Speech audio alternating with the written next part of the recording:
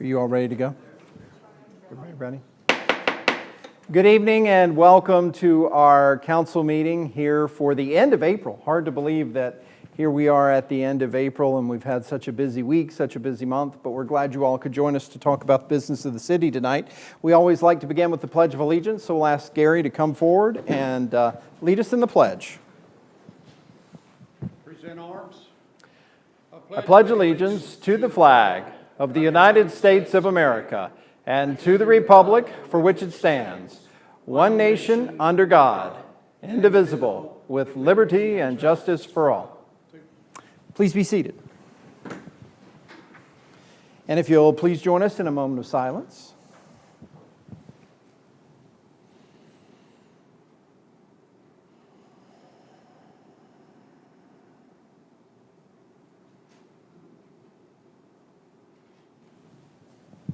Thank you all very much. Before we begin citizen comments, Council, I'm going to ask that you give me a little leeway here. I want to mention just a little bit about the budget because some folks may want to comment on it. We don't have time later in the meeting for that. So I'm just going to briefly go over a couple quick things, then we'll open the floor for citizen comments. We do have the Community Development Block Grant Plan that we're going to talk about later in the meeting as well. So obviously if you have questions about those things, we can address those during citizen comment as well. This evening we are going to be talking about the city's fiscal year 2023 budget. It is balanced in the amount of $66,999,753. We also have the city school budget for fiscal year 2023, and it is balanced at $33,896,048. I'm not going to get into all the details. We've been going through a budget process for 5 months. We started in November, so there's been quite a bit of discussion. We had a public hearing a couple of weeks ago on the budget and gave everybody an opportunity to participate then, but we wanted to open the floor with citizen comments and give you the chance if you have any budget questions or anything along that line. We did want to mention that all tax rates and revenue remain the same this year. We're not raising any or lowering any rates this year. So real property tax is at 84 cents per $100 of assessed value. Machinery and tools tax is $1.76 per $100 of assessed value. Tangible personal property, typically the car tax in this situation, is $2.44 per $100 of assessed value. And tangible personal property that is described as Section 15 through 19 of 58.1-3503A of the Code of Virginia is business personal property, and that's $1.76 per $100 of assessed value. And that's pretty much where we stand with everything budget-wise. I thought I'd just address that right up front. Are there any questions from council before we open the floor for our citizen comment time? Okay, at this time, we will open the floor for citizen comment. You have 3 minutes. Please come down to the podium, use the microphone, and state your name for the record, and we will begin.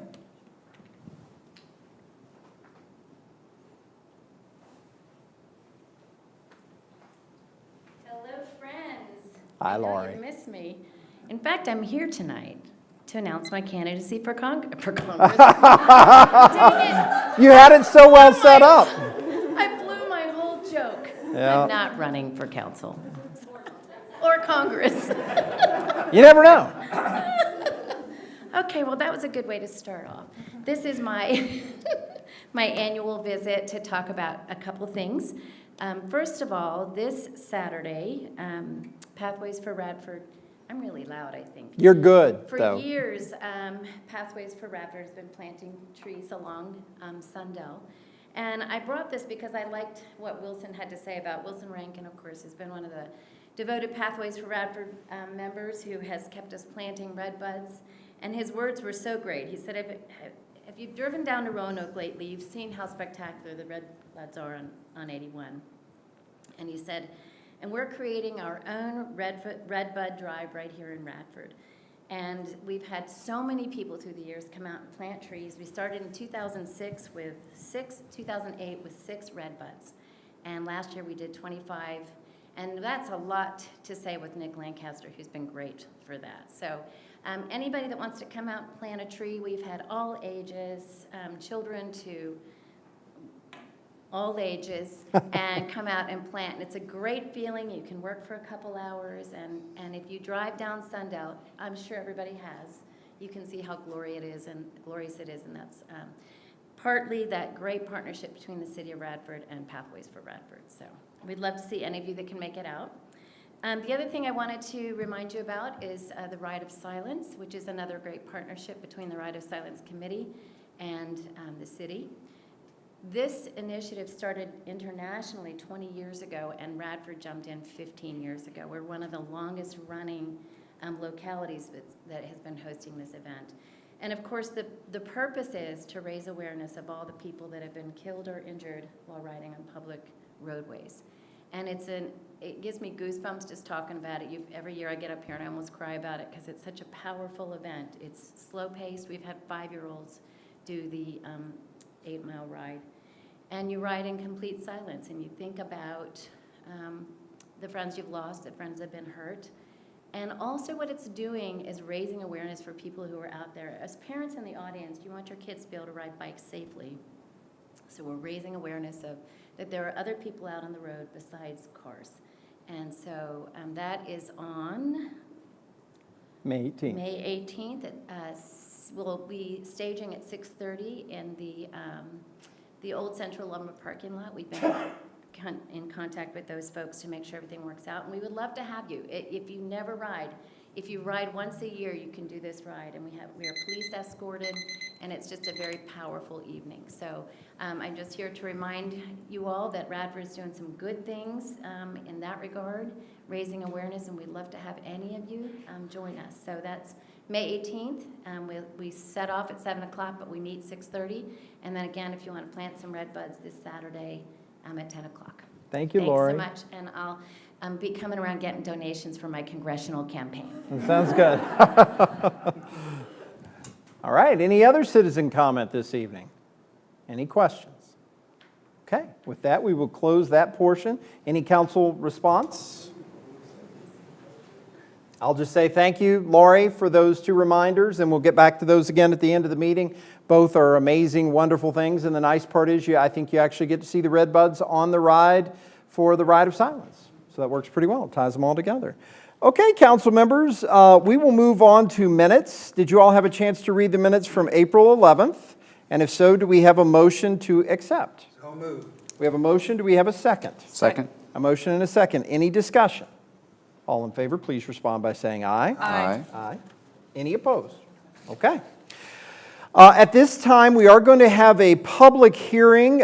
We first need to ask our friends with the Planning Commission to call their meeting into order because this is a joint meeting and joint public hearing. So we'll turn it over. Ryan, are you running the show? Sure. So, okay. Thank you, Mayor. This is a joint public hearing. I guess I just call it to order. Call the meeting to order and establish that you have a quorum. I believe we do have a quorum, present. We have 5, correct? And I'll turn it over to you to go over the proposed. The request, special permit. absolutely. Okay. Thank you. Thank you, council.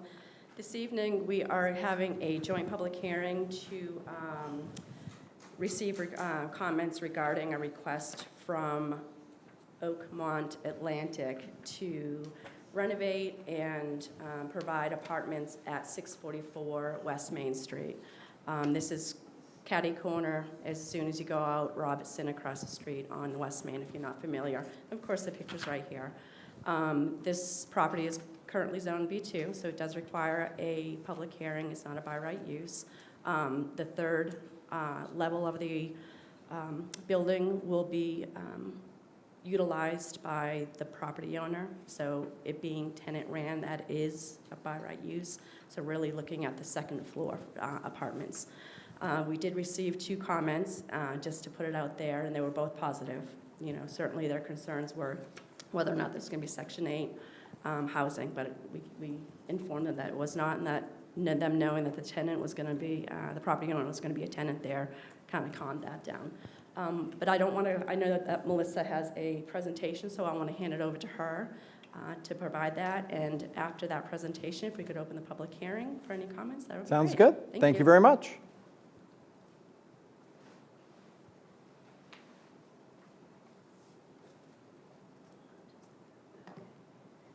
Good evening, council members and planning commission members. Thank you for giving us the opportunity to come and speak with you this evening. My name is Melissa Yanko. I'm the owner of Inkworks Studio, the architecture firm on this project. We also have Stephen Cox, the owner of Oakmont Atlantic, the property owner at present this evening as well. I think you're all aware where this building stands, and Melissa just told you so.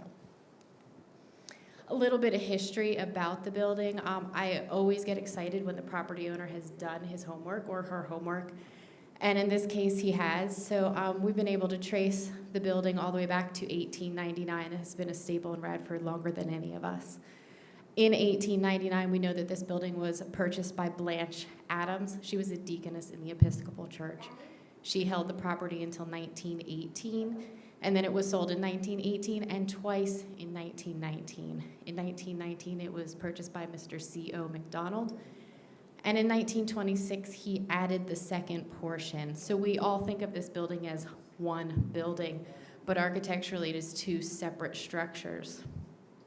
Do I have a laser on this thing? Ooh, no, that was the wrong button. All right, we won't get technical.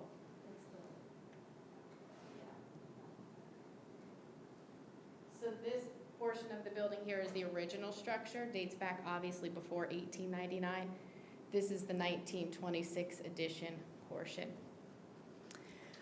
The building was then sold in 1967 and twice again in 1977. I think most of you know or know of Mr. Clark Cunningham, who purchased it at that point.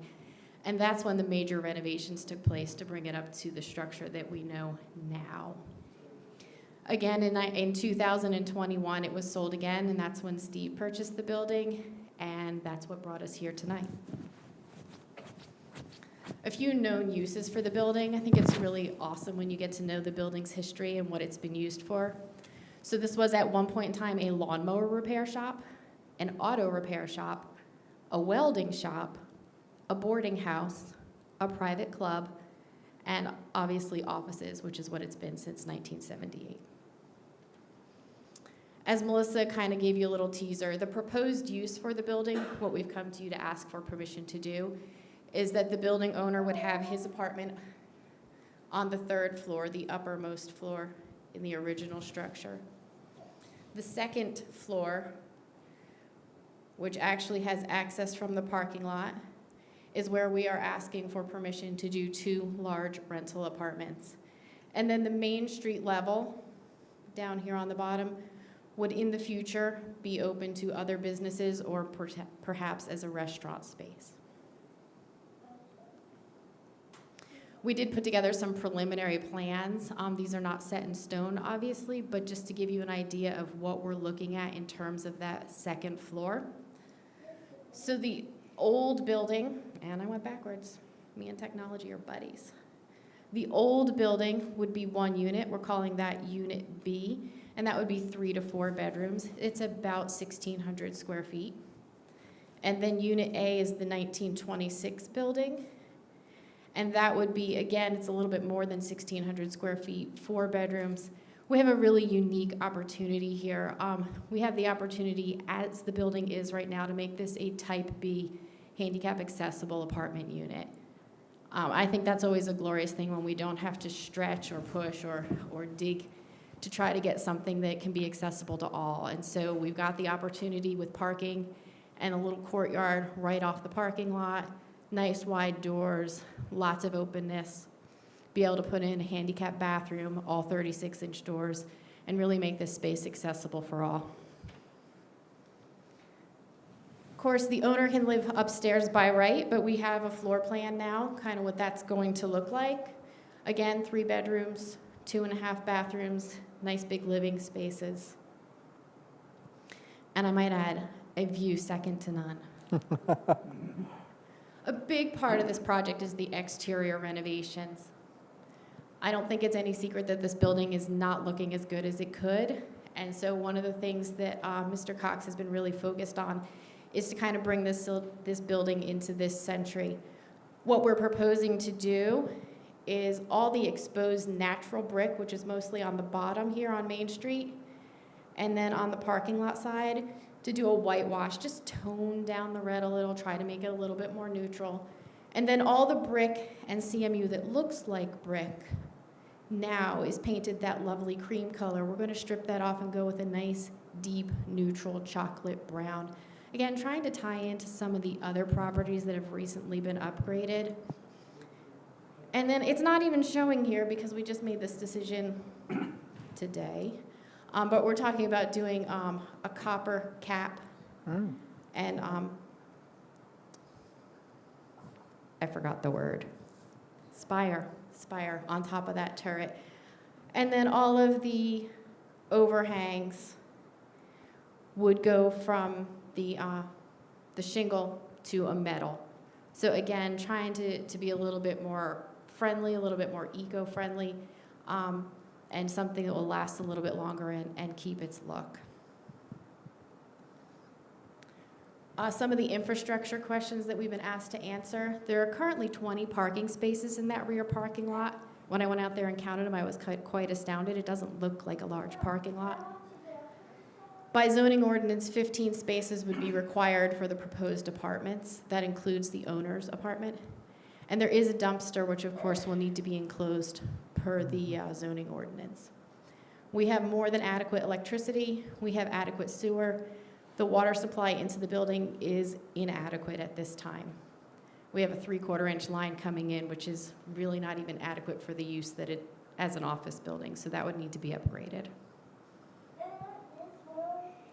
Just a quick look into our project timeline. Here we are now at the very end of April, and we are looking for putting in some permit plans into the city for the owner's apartment and the exterior renovations by the end of next week. That does not include the second floor apartments, as they have obviously not been approved yet. If that approval is forthcoming, then we would move into a phase 2 of the building permit plans sometime in June, with a goal to be open sometime in the fall. Quick summary, the current zoning is B2, which allows the property owner to live in the building by right. The special use permit that we're asking for would allow 2 additional apartments. The Main Street level will eventually be developed into a business or restaurant space, and the exterior renovations are a large part of this project.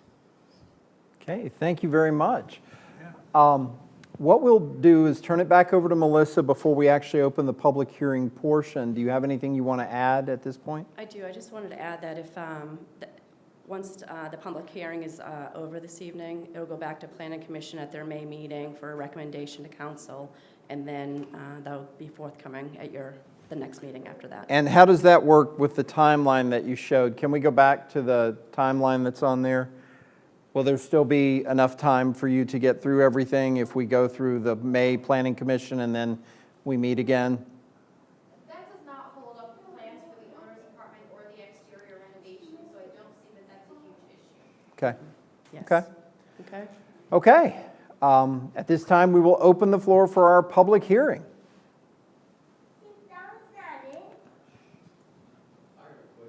All right, Ralph, come on down to the mic so we can hear you. Come on down.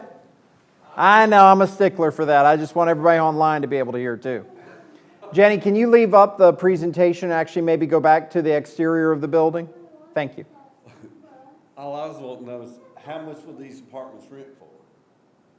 Do you have any idea yet? No, okay. How much would the apartments rent for? That's right, okay. All right, thank you. Thank you, Ralph. So for those that may be watching online, I'm not sure they picked that up. Mr. Cox said he did not know at this point in time how much the apartments might rent for, but he would be avoiding the student market. Accurate? Okay, there we go. Are there any other questions from the public or comments? Okay, any questions or comments from Planning Commission? Council members, any questions or comments? Not for me. I had the benefit of planning. Very pleased with what I see. Okay. I had a couple of quick questions, and then we'll close the public hearing portion. with the Main Street level not currently being planned to be occupied, what state will it be in once the construction has been completed? Are you going to go in and do some renovation to it and leave it at drywall, or what level do you anticipate with that? The current condition of the Main Street level is quite good. Everything functions, there is no missing drywall, all of the fixtures are operational, the floor coverings are reasonable, and the climate control system operates. And so, with that being said, we wouldn't do any build out until we had a tenant under contract, but at this point, it is functional and usable. Okay. Okay. And the mention was for a restaurant. Can you talk to me a little bit about how you anticipate this building might be able to accommodate a restaurant, if that were desired? Well, it's possible to link the entire Main Street level, and that would give us about 3,000 square feet. You can see that there's many doors, well, there's actually 4 doors on the Main Street level. Some of those doors could be removed to accommodate more windows. One of the windows has been removed from the east side of the building. That could be reopened. There's a bit of a lawn garden to the east side that could make for outdoor seating. And there's 3-phase electrical service already existing in the lower level. So the options exist because there's abundant floor space and the infrastructure is already there. Except Melissa mentioned the plumbing, and we do plan to upgrade the water supply. Okay. And I was going to add, our zoning ordinance has flexibility that if within the business district, if it's within 600 feet of public parking, which we have at the courthouse, Right. then that can count towards any type of additional parking. So Okay. Yeah, that was going to be my next question, because I think all the parking is really for the apartments and any office space that would be there, correct? Okay. All right, well, that's all I have. Are there any other questions before we close the public hearing portion? Okay. Having heard none, we will go on and close the public hearing. Melissa, do you have anything else to add at this point? Okay. Thank you all very much. Now, we need to actually close your meeting, Ryan, so if you will close your meeting. We don't need a vote on closing the public hearing, right? I didn't think so. Thank you. With that, we'll close the planning commission portion of the public hearing.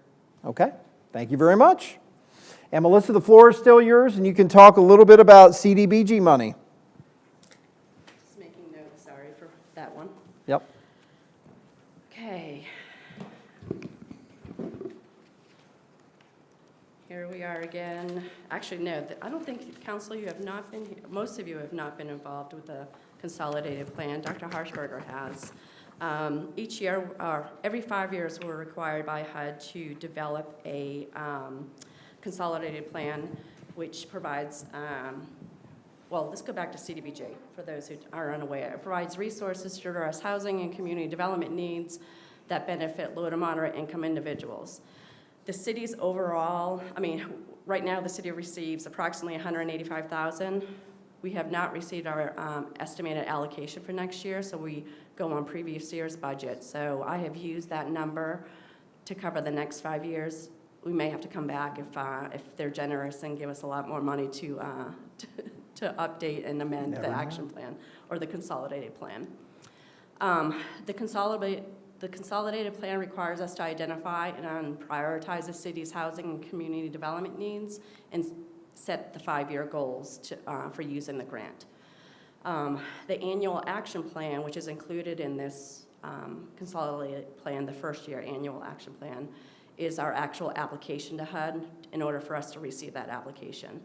It identifies the strategic projects and programs to be done using the annual allocation, and it supports the strategies, goals, and objectives of our consolidated plan. It kind of holds us accountable of what we plan on doing for the next 5 years. Some of the previous consolidated plan goals, we provide support to public service providers, preserve affordable housing, provide essential public facilities and infrastructure improvements, neighborhood beautification, and our Section 108 repayment plan, which we finished paying off during this past 5-year plan. Programs that serve the eligibility requirements and examples, programs that serve primary low and moderate income individuals, households, or neighborhoods will be eligible for funding. The city's estimated overall LMI is at 64%, which allows the city to utilize the funding throughout the whole community. And of course, the definition of moderate income is no more than 80% of an area median income adjusted for household size. So I went ahead and put the 2021 LMI to meet some of the requirements. A single person making $44,650, below that it would be eligible for these activities.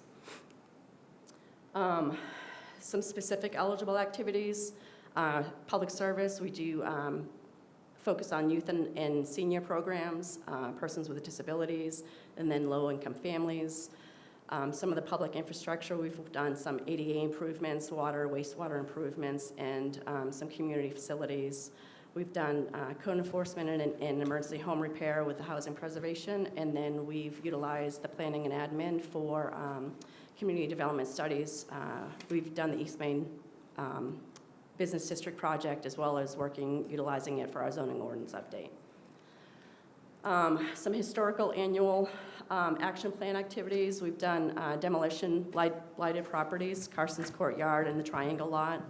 We've done emergency home repair. We've done construction of public facilities.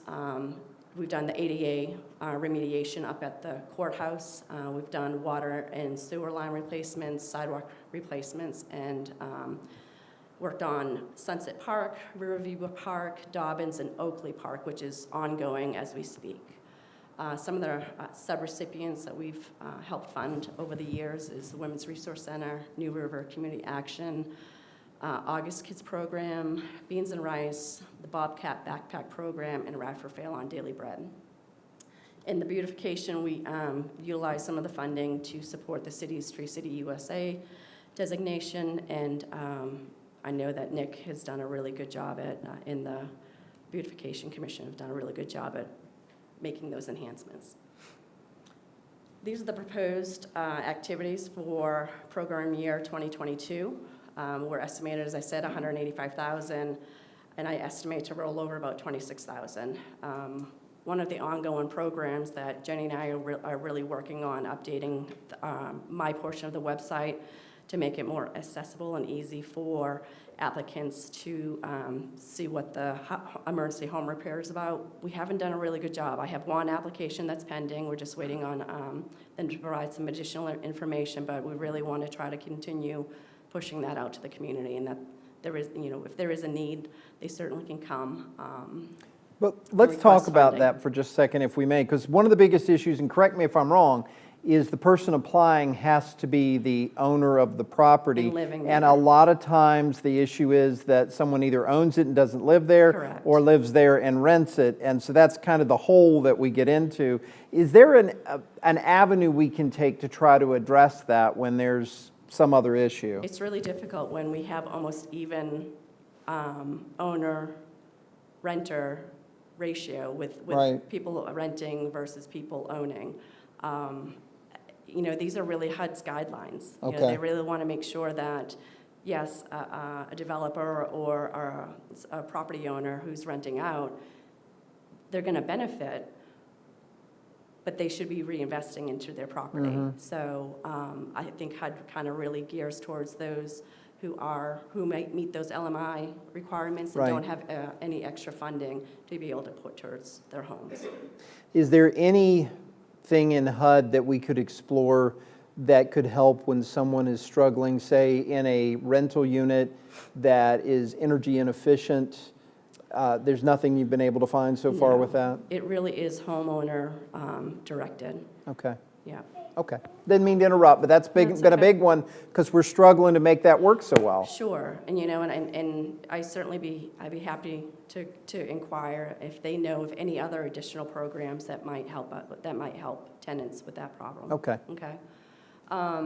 As I said, this is the proposed activities for this upcoming year. Emergency home repair, and then we've got funding directed towards the East Main and 3rd Avenue parking improvements. beautification, facade program, assisting the EDA in their POP program, and pickleball court in conjunction with working with the rec department. Our public service, it's only a 15% cap, so we have to take 15% of our current allocation to be able to divide up towards our public services. So the breakdown, we have Women's Resource Center, New River Community Action, Bobcat Backpack Program, Radford Fairlawn Daily Bread, August Kids, and this year new is the Radical Change Commission. And then we have the 20% that we're allowed to put towards planning and admin, the general administration. And here we have it. Sorry to have interrupted you on that. That That's okay. is a wonderful, the emergency home repair is wonderful. It's just not only a matter of getting it out there to people, but getting it to the right people that can use it. And the cap is $7,500, and there's lots of things that, if it's addressed water, sewer issues, roofing, it cannot be cosmetic. It certainly is something, roofing, like I said, windows. They can do ADA if, they need a ramp or something like that. That can be used for that as well. $7,500, it certainly. That could get help some a stuff lot of done. people. I mean, it It definitely can. could fix a leaky roof or a damaged porch or something like that. And Yes. like you say, water, sewer, things like that could help. So maybe that's something we can do a better social media presentation on to try to get it in front of people so they can know more about it. Because Absolutely. I think it's a worthy program and certainly something we'd love to spend every dime of it to make it happen. Any other questions from anybody? Okay. Thank you so much. I know this represents so many hours of hard work meeting with people in the community, trying to find new ways to invest and all the things you do. So I just wanted to thank you. This is not an easy job, and we appreciate you putting that together for Thank us. you. Thank you so much. Okay, any other questions on CDBG before we move on to old business? Oh, you're exactly right. I was just too excited. At this time, we will open the floor for the public hearing on the CDBG plan. If you have any questions or comments, please come down to the mic. Hearing none, we will close the public hearing for the 2022-23 CDBG consolidated plan. Okay, actually it's 2022 through 2026. Correct myself. But the expenditures are for 2022-23 that we're talking about. Okey doke. Let's move on to old business with our ordinance 1763, our fiscal year 2023 budget. I won't get back into all of it, but I already told you a little bit at the top of the meeting about the budget. Does anybody have any question or comment? Hearing none, do we have a motion to adopt ordinance 1763 for the fiscal year 2023 budget? So moved. We have a motion. Do we have a second? Second. A motion and a second. Any discussion? All in favor, please respond by saying aye. Aye. Any opposed? Okay. I also mentioned the tax rate remains flat for this year. So do we have any discussion before we consider a motion to adopt ordinance 1764? Hearing none, do we have a motion for ordinance 1764? So moved. We have a motion. Do we have a second? Second. A motion and a second. Any further discussion? All in favor, please respond by saying aye. Aye. Any opposed? Okay. So we have a budget and we have a tax rate. Congratulations, David. There you go. Congratulations. It's been a long 5 months, You can sleep now. for at least 15 minutes. I'd actually like a work session next meeting for the fiscal year 2024 budget, so we can, no, just kidding. Good. That's good. That's good. All right, council, under new business, we do have our rate resolution, and there is a significant amount of information in your packet this week on rates. Do you all have any questions about the different rates that we have listed for us this evening? To summarize, of course, all of our rates are staying the same. Yes. There's only two things that, actually, one of them was in existence, and we don't know why it wasn't put in there. Y'all may recall, a couple years ago, Rec Commission did partial memberships. Right. Because of folks being transitory as they came in for different things. So that 3-month membership, we picked that up and put that in there. And then also those animal control fees to match up what the costs are for those types of things. And that is competitive equivalent to what's going on around us as well. Adele keeps a close eye on those, so I do recommend both of those. They're not significant in the budget or change anything, but did want to make sure that when we pull this information, it's good to go. Do we have any idea yet what, I know used car values have gone way up because of supply chain problems that we've had. Do we have any handle on that at all? Any idea of what we're looking at in terms of changes in revenue? Because we'll be taxing at a property. Actually, that number in the budget was one that was going up about $300,000. And you think that's pretty covered? As close as we can know without the experience, because this is a very unusual market right Yes. now with used cars being so high while they're still waiting for new cars to come in. But that's just kind of taking the place of where the new cars were. So, but there is more transactions occurring now than were during the COVID period. So good news for our budget. Great, that's good. Any other questions? Okay, council, do we have a motion to adopt our fiscal year 2023 rate resolution? So moved. We have a motion. Do we have a second? Second? A motion and a second. Any further discussion? All in favor, please respond by saying aye. Aye. Any opposed? Okay. We also just had that wonderful presentation on Community Development Block Grant, our consolidated plan for 2022 to 2026, and also our program year plan. So we have a resolution to adopt the consolidated plan, which would also include the plan for 2022. So, council members, what do you think? I thought this was very, very thorough, covered a lot of ground. I thought it was very well done. Thank you very much, Melissa. Yes, as usual, she did her magnificent job. Any further questions or comment? Do we have a motion to adopt the consolidated plan? So moved. We have a motion. Do we have a second? Second. Motion and a second. Any further discussion? All in favor, please respond by saying aye. Aye. Any opposed? Okay. We have one piece of budget that's a little bit different. The school board has requested an amendment to their fiscal year 2022 budget. We have to schedule a public hearing for this. It adjusts both revenues and expenses related to the textbook fund in the amount of $78,766, the operating fund in the amount of $7,256,320, grant funds in the amount of $925,000, and the McCarg fund for $300,000. The total budget amount would now be for 2022, the year that we're in, $41,705,232, and the projects relate to improvements to facilities, security upgrades, maintenance needs, educational supplies. This amendment was approved on April the 12th, and since the total amount is $8.5 million, it exceeds 1% of the original city budget appropriation, we have to have a public hearing. So, council, do we have a motion to schedule a public hearing for May the 9th, 2022 on this portion of the school board budget? So moved. We have a motion. Do we have a second? Second? A motion and a second. Any discussion? All in favor, please respond by saying aye. Aye. Any opposed? Okay.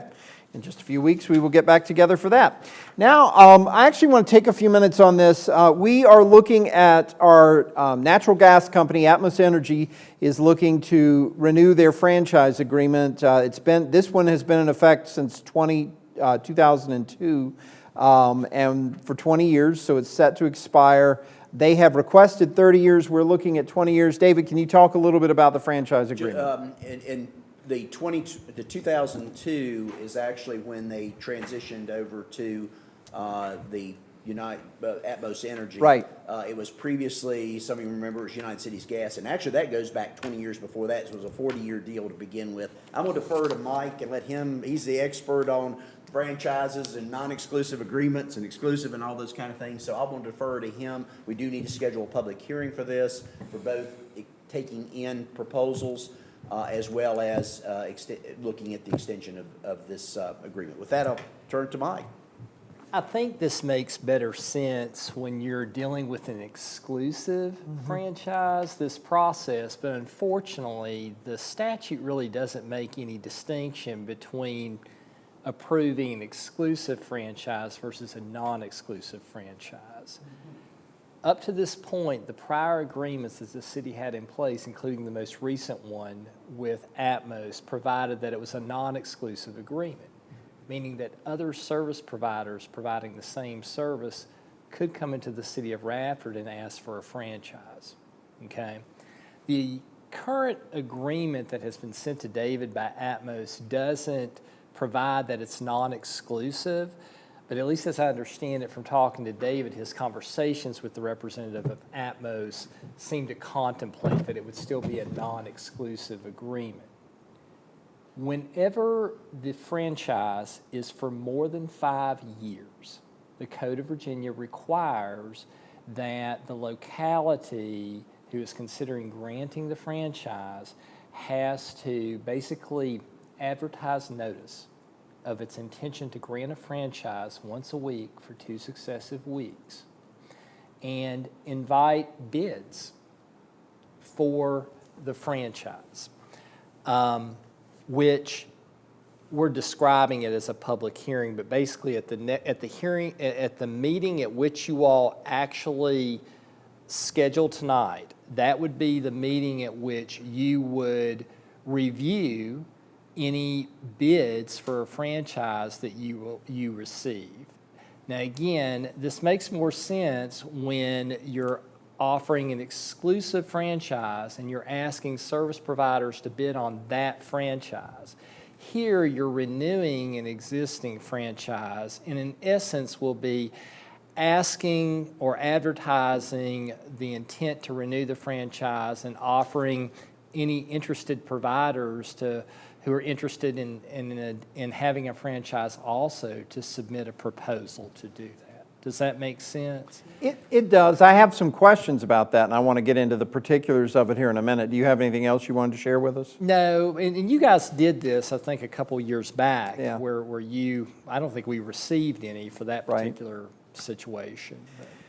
And- Who owns those lines under our city, those gas lines? The infrastructure itself would be owned by Atmos, like the lines, the pipes, whatever other facilities that they have there. In essence, the franchise gives them the authority to use the public right-of-ways for that infrastructure. Again, would have to get permission from Atmos to use their lines, wouldn't they? I guess they would purchase the infrastructure is my guess what would happen. That may have been what happened the last time. Well, no, United Cities transformed into Atmos, right? I mean, I thought they It was merged, Tennessee yeah. Gas, United Cities Gas, and Atmos, and I don't remember Yeah. which one was which as it came Yeah. along, but they all were Merged, acquired as yeah. they were going through. I don't remember compete, well, at least the 20-year ago the 40-year ago when I went around, so I don't Right. know what the 20-year ago, I don't remember anything. They do pay 1.5%, which is that corporation tax that the city gets when you look in that second section of the budget. Yeah. That gives you an idea. That's one of the companies with others that do pay for the use of that service. Right. Do you all have questions? I do. This conversation is giving me questions. So I want you to explain this to me like I have no idea about gas pipelines at all. So essentially, well, first of all, generally speaking, could you talk to me about coverage areas in the city of where people can access gas pipelines and where they can't? And that leads to the next question, which is, could new pipelines be added by a different company? Like, and Mike, correct me if anybody has any other, so like most franchises, whether it's broadband, telephone, whatever it is, generally the core of the city and the most condensed area, gas is available, and most other types of utilities like that are available, business corridor, the tighter neighborhoods, things like that.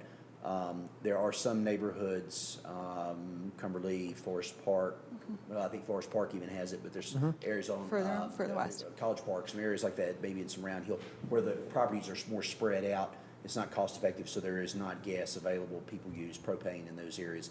So if you look at a map, you're gonna see one that's probably pretty condensed in the core of the city. Also, was original to before we annexed out. The gas company has gone out into some areas, but still not quite as far out.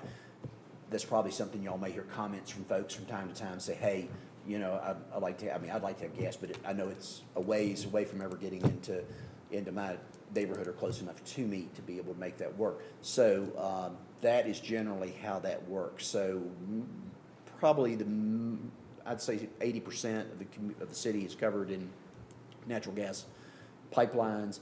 What they've been doing in part of, I guess for 3 years at least, maybe 4, you see these little square holes Yep, where they've scattered been around. upgrading. That's been one of the things we've been working with them on. They've been going in, checking pipes and doing their capital replacement. So what has been 30 and 40-year-old stuff is being replaced with more modern, up-to-date lines. Okay. And when we met with them to talk about it, we talked about improving capacity in places, because some of the original lines were for what was in place at the time, but we've had significant growth since that time. So that's where you've seen some of that. You have more? Most is 2-inch pipe generally. Right. Some areas have got the 4 in the industrial area that uses a lot. One of the largest users was the foundry when it was here. I'm not sure whether there's the current owner of that building is using gas or not, unless Melissa knows. But Yeah. most all of our industries do have. And to add further to your questions, I think David answered it well. The current agreement or the proposed agreement does contain a provision that basically says that, well, it's Atmos's decision on whether to extend infrastructure to these other users. So under the agreement, the city can't necessarily compel them to do so. And again, as David points out, I think it's sort of a cost analysis. The cost of extending the infrastructure to certain users can't be justified because there's just not enough users to justify the cost. So I think that's what the issue is. Now, I will say, I'm not recalling if you all haven't, since you've been on the bench, we don't get complaints about gas service. It's been more about potholes in roads and that kind of thing when they come back to fix them. And they do have a subcontractor that does a good job. They have really good communication with our engineering office. We do issue right-of-way permits for every line that goes in, that they go in, install the new line or make the repair, and then they do the resurfacing and they're back out during that period of time. I think the agreement is that every 5 years can adjust the bond and things like that. I think there's a couple of things, provisions in there that have served us well. So I'm not aware of any significant or problem issues under the current franchise. Our new developments, our new housing developments, are they getting it automatically or does it have? I don't recall think it has. I don't recall. I can double check the plan. The gas lines are not far from the developments that are on Rock Road, because I know there's gas lines out there. The apartment complex has actually Yeah, got it there, yeah. so they could get it if they wanted, Yeah. I think. Yeah, we have gas like in our home, but across the street they don't. And I Same. don't know what it would take to get gas over there, even if they paid for it. Or would they? Or could they allow it? And as Mike had mentioned, that's one of the tough things with the franchise. You're not able to, we run across this with broadband. We've talked about it now throughout the last 3 years. That's one of the things, it's tough to compel them. They're looking at the costs down. I mean, it'd be like us. That's why we have a provision in our code for water and sewer that if you're 250 feet, 600 feet from the, I thought it was shorter than that, 600, whatever it is, if you're too far away from it, then you You can have a septic pay the system. cost, yeah. And- Cost benefits analysis. Yeah, and/or well, because it would cost us so much to get it there, and the cost to the customer is not as good. But as we go along, and there's more lots that develop between there, we hopefully are getting those coming. Yeah. Forrest, you have anything? I don't think so, no. Okay. From a practical standpoint, how realistic is it to have, in some of the areas that are underserved, to have a second franchisee come in? Let's say the current franchisee chose not to. To me, I guess my 2 cents on this is that any new franchisee may have even more expense that they Sure. would have to incur to extend it to, Yeah. those users. So I just don't know how likely that is to occur for that reason from a, cost-benefit analysis. Now, one of the things with our broadband piece that's such a challenge is that as part of the franchise, we give, while it is exclusive in some sense, it's not exclusive in others. Like other broadband providers can come in, but to get to the poles, only the broadband, only the one franchisee can.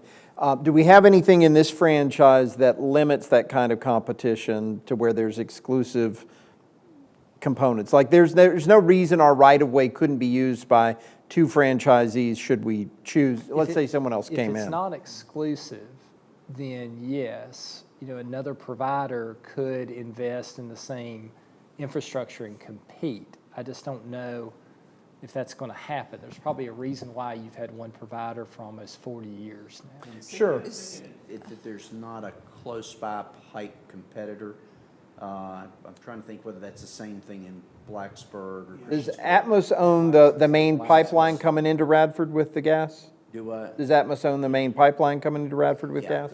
Yeah, in the way, it's kind of to this area, so that's why I'm trying to think whether. Well, that's what I was trying to think about too. But when you talk about, like you were talking about cost benefits analysis, there's also something called risk benefits analysis.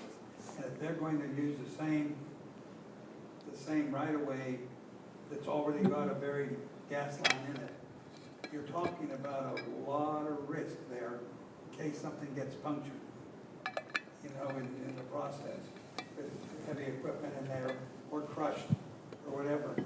So I don't think that they'd want to do that. Well, I'm just exploring what the options are for this. So with the contract as it's stated, with the franchise agreement for now that's been proposed, while it's not explicitly exclusive for all practical purposes, it is, in many ways it is. Yeah. Correct. I mean, that's And so just I think who gets there first is significant. right. knowing that we've now sort of I've steered us into fantasy land, my apologies. Assuming we found this fantastic franchisee that wanted to come in and give us that access to the 20%, knowing that that's not likely. This would not, this does not prevent them from approaching the city, or that the timing does not change for them. They could still approach us. In fact, just the opposite. In other words, the fact that this agreement needs to be renewed requires us to do this advertisement, which will invite Yeah. any other potential service providers who may be interested in doing that to submit a bid or a proposal to do just that. But from a practical standpoint, with Atmos owning the pipeline that would service Not the gonna city happen. in general, someone would either have to be a subcontractor with them or bring in another huge gas pipeline. Or be a partner with them and. Right. And buy off their lines or something. Right. Or there would be a big enough market to support two Multiple. providers. And the legal That's cost probably the of issue. another one coming in and putting in a new gas line. Well, I just wanted to spend a few minutes kind of hashing this out, because I don't think any of us are expert enough on this to know. And my big concern, franchise agreements can be awesome, but they can also kind of handcuff you. And this one, it sounds like, for all practical purposes, there wouldn't be that many alternatives necessarily. We can advertise, we can see what comes in, but as we start looking at the franchise agreement, it probably makes sense that the provider is the provider. Whereas other things, again, broadband, telephone service, things along that line where there could be multiple providers, having an exclusive franchise can make that more challenging. You all have any other questions? Any other thoughts? We just need to go on and schedule this. We'll Now, run the ad, and once we see if there's any proposals, y'all will take that up at your meeting June the 9th.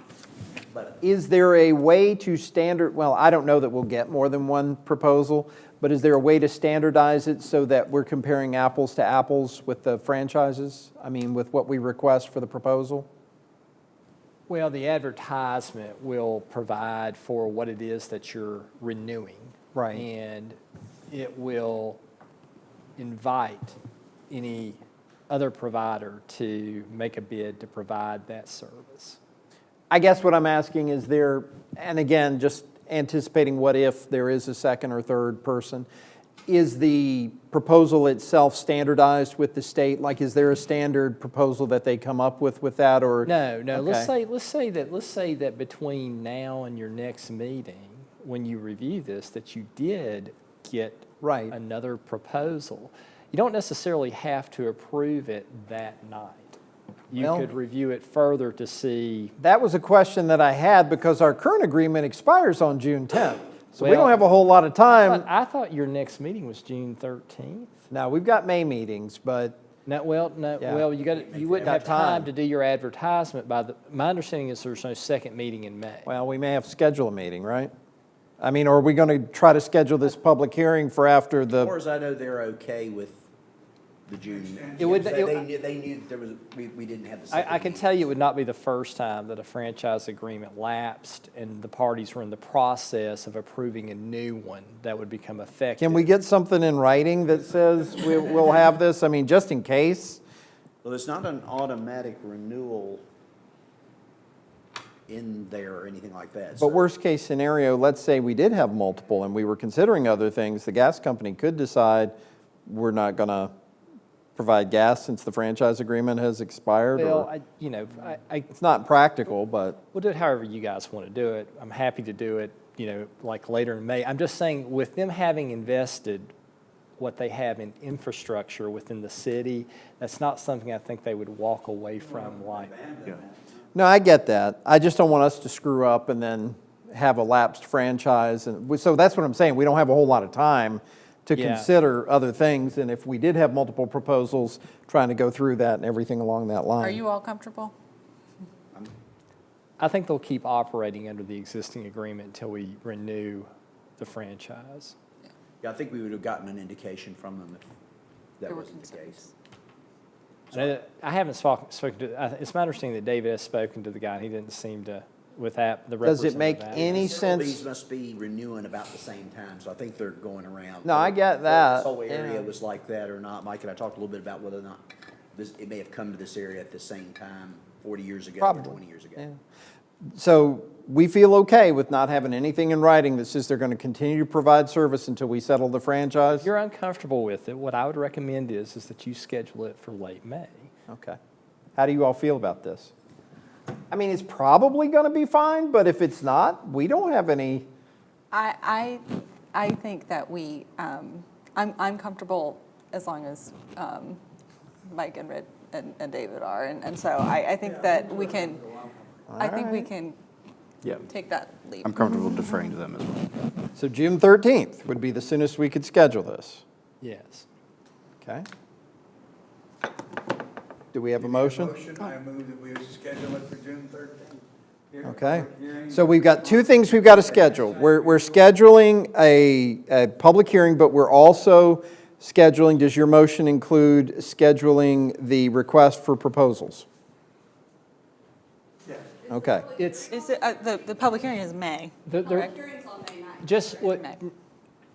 no. no, we just- can't have the just- public hearing until we have the They're proposals. really, Oh, really, all you're really just advertising. Right. The meeting at which you will open or the meeting at which you will consider bids. Right, It's not necessarily a public hearing. I know we've been calling it that. Okay. But there's not really two different things here to do. It's the same thing. In other words, you're scheduling the hearing, you're scheduling the meeting at which you will receive and consider any bids for the service, including the one that you're already receiving from Atmos already. And they must get their bid to us by that date.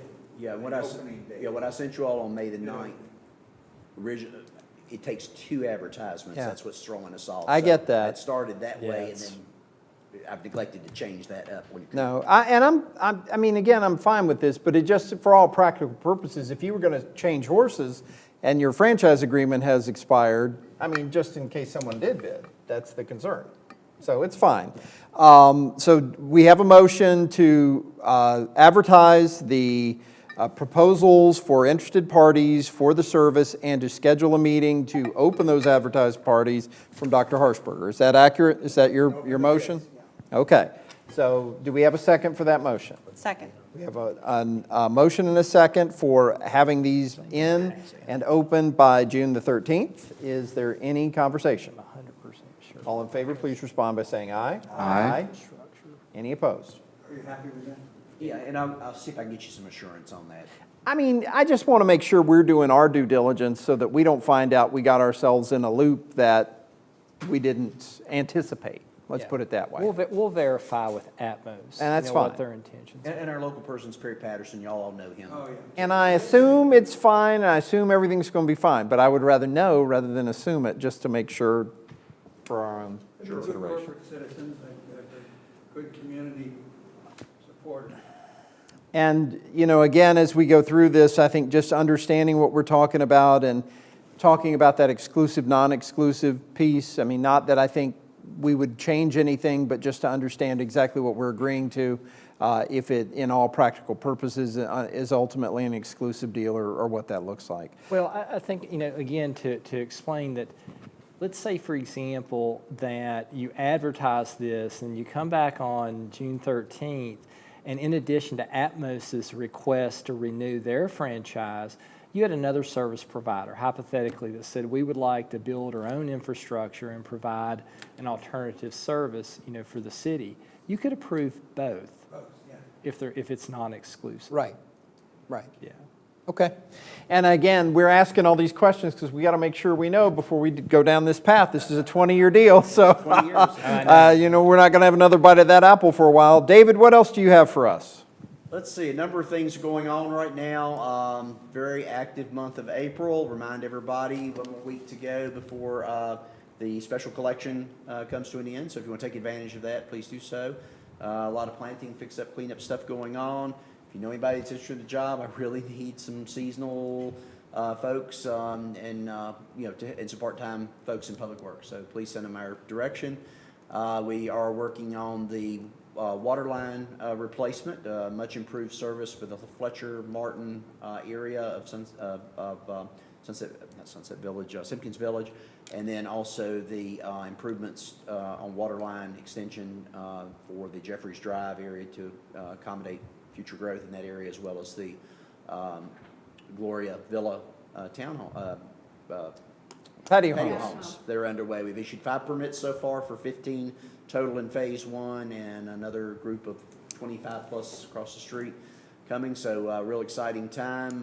Folks that have wanted patio homes for a long, long time, those are now coming to us. So it's been mentioned a number of years at Planning Commission and other places, and been one of the things that's been top on our list. We're going to be kicking off some of the East Main Street enhancements, some of the easier things right after the university leaves, and that will have happened by the time we have our next meeting as well. So a lot of changes coming up, busy month of May. And then the Highlander Hotel is topped out, so its size and shape and all is there. So they're working diligently on getting the look of it. So a lot of good things going on. I think that's it. Okay. Thank you. Naomi? Just looking forward to trying to psych myself up this weekend for the Highlander 5K, followed by the Spring Wing Ding, which I do not need to be psyched up for. So make sure that you come out on Saturday for those 2 events. And that's it for me. Sounds good. Forrest, what do you have? Nothing for me tonight. Okay. Dick, what do you have? Nothing else. Okay. I got a couple of things. This past weekend, we had a ton of stuff going on. The farmers market started in its new location here on the lower field at Glencoe. Huge success. Thank you to everybody. Continue to please help advertise that. The new location seems to work. One issue that we had was the grass, and I think that's all been taken care of now. We missed a week on it. Yeah, and I think we'll be fine. But this is good news for us because one of the things we've talked about is this an appropriate location for us to have a permanent farmers market in maybe the amphitheater or performance space, community center, or whatever we end up calling it. So this was one big test. Over the course of the summer, we're going to have 6 concerts on that space as well. So we'll see how this space is utilized and how people accept what we're trying to do with this. So that should be a positive. Speaking of 5Ks, last meeting we talked about the National Crime Victim Rights Week. That was last week, and on Saturday they had a 5K recognizing crime victims and in support of, and so we participated in that down in Bissett. They had a significant number of people who joined in that, so it's kind of like 5K time.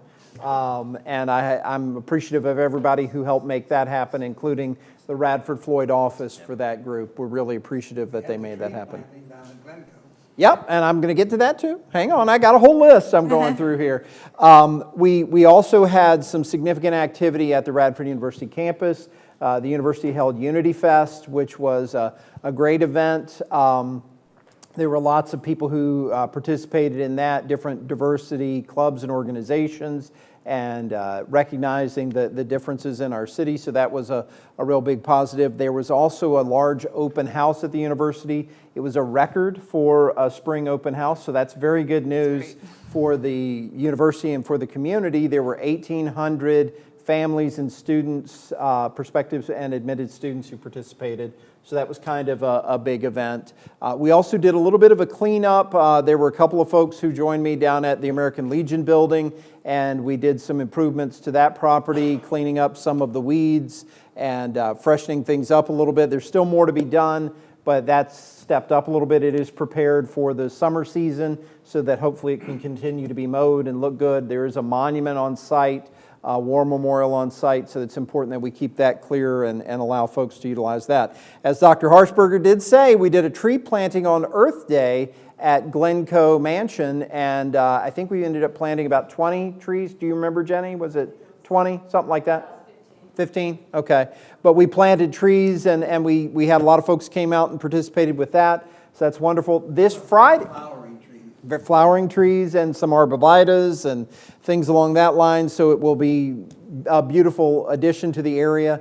This Friday is Arbor Day in Radford, and on Friday afternoon we do have a ceremonial planting at the roundabout. I don't have the specific time on that. I haven't heard exactly. I know the Beautification Commission is working on that piece, but we are going to do a planting in the center of the roundabout at that location. And then on Saturday, as you heard Lori Buchwald say, we do have the tree planting on Sundale where we'll plant 25 red buds. So we're continuing to expand our urban forest in that way. And then lastly, I did want to also mention the Highlander 5K. That can be a run walk. That's going to start at the Dedman Center and go through the Riverway area, ending at Bissett Park with the spring wingding where we'll have food and music and fun and all kinds of activity. And that's all day early in the day on Saturday. And so we got a lot of stuff going on. There's a lot happening. I just want to add, I didn't get to the farmer's market as early as you did, I guess. But when I did get there, they were very pleased. All of the stalls were had a good day. So not only did we have a good turnout, but people opened their pocketbooks too. Good. It was a they were all positive. very pleased. A positive across the board with that, and some very good things happening. Before we meet again, Radford University will hold commencement exercises, not this coming weekend, but the following weekend, so there'll be activity. It is a joint exercise with the Radford University Carilion site graduates coming to Radford to participate. So on Friday evening, there will be graduate hooding ceremonies. On Saturday, there will be a combined commencement session on Moffett Field taking place beginning at 9 a.m. So it's going to be a busy day, a lot of things going on and a lot of activities happening. And then our Ride of Silence. Now, we're not going to actually start on the Main Street project until after Ride of Silence? Okay. So 18th, May 18th. So will we be going? I think we'll be okay. Likely not. Okay. Yeah, I just wanted to make sure of that. It would just be the very center. So Okay. But I hope everybody can participate in the Ride of Silence. Again, as Lori mentioned, it's a good way to recognize the risks associated with cycling. We've done a lot to try to mitigate some of those risks, but it raises awareness and helps people understand how to share the road and to participate that way. And so that's all I have. I will take a motion. Oh, One thing, Mayor. Yep. We do have, I think it started today, but we do have Tri-State that's contracting, is working in Wildwood Park to enhance our trails. Yep, absolutely. It should be good. Yeah, and we'll talk more about that a little bit later. We've got all kinds of plans for the Riverway, the trails, the bikeway, all of that over the next year or so, 6 to 8 months. Anything else? We will entertain a motion to adjourn if not. Do we have a motion? So moved. Do we have a second? Second. All in favor say good night. Good night.